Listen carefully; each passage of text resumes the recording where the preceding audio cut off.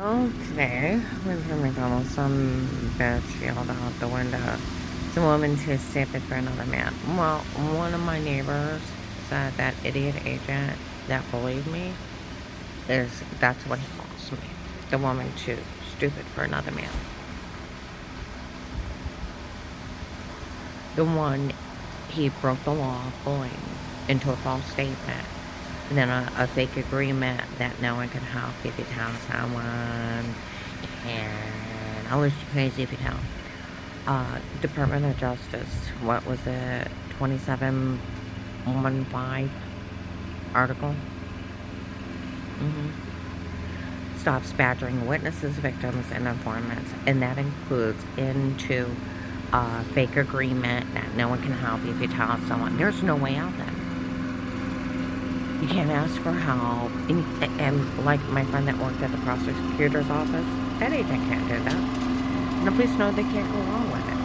Because there's criminal prosecution for, say you're lying, or arrest you and I'll put you in jail, and you have vital information. I told a retired sheriff, how I told him how about the guy at the Giant Eagle threatened to knife me, and the lady at Pizza Hut got paid to watch me, and where I was sitting and everything. I said, "What did I say wrong?" He said, "Nothing. You said it perfectly." I said, "What was there not to believe?" He said, "Nothing." He said, "What do you mean he called you a liar?" He can't call me a liar. He can't threaten to arrest me if I don't say it. It's badgering a victim, a witness, and then later on an informant when you listen anymore. You can't say, "No one can help you and all this because you tell." The First Amendment, freedom of speech. The government cannot impose on what you're saying. As long as you're not threatening somebody's life, you're fine. Like my friend from the prosecutor's office. That agent didn't have a right to talk to you like that, and the police know they can't go along with it, and they know better. The most they can do is turn him into the Department of Justice and help me anyways. And he said it got to the point of ridiculous. No one's not helped you at this point after what that agent did. They know better. Yeah, they do. Because they can get prosecuted too.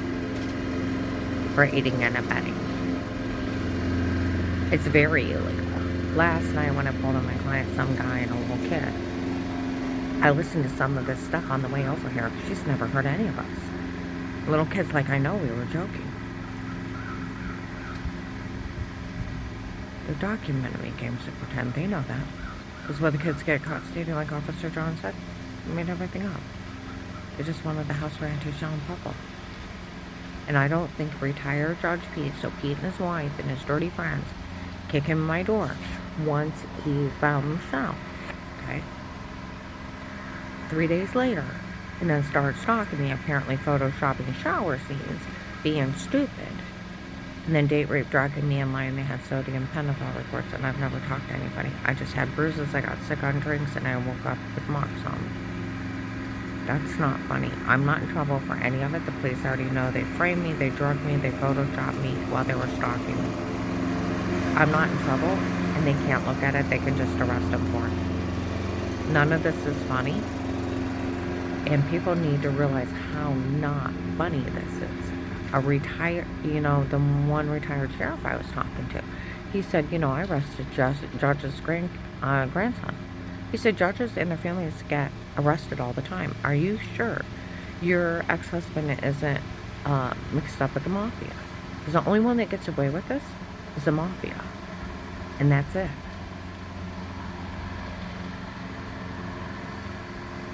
He said because they pay everybody off. Judges can't do this. No, they can't. And people need to realize how not funny Pete and his wife and their dirty friends are. And it's just them without a call. I was found innocent of everything in 18. Everything. I can pass an FBI, NBCI background check. I think that was my oldest and his kid last night. She's never hurt any of us. And the little kid's like, we were just joking. And he said, I actually remember that day when I almost got shot in the head driving. I gave that testimony on the way over here. He said, I heard part of this. He said, I remember that day. See, where Dave said he had a man to shoot me in the head, or shoot me if I ran, I got on 62. I looked over by the grace of God. A man was lifting a gun towards my head and started to pull the trigger back. I slammed, I tucked, I swore, we were all over the highway together. You want to talk about a 007 movie? And I finally slammed hard enough. I stopped, and he kept going forward because we were doing 60. But we were all over together. He was trying to get a shot at me. And I'm crying like crazy. It's right before Thanksgiving of 18. Well, once I got myself together, I went over to my son John's, and we're walking around. Gus is eating his leash, and he's like, Mom, did you ever consider the story of Job?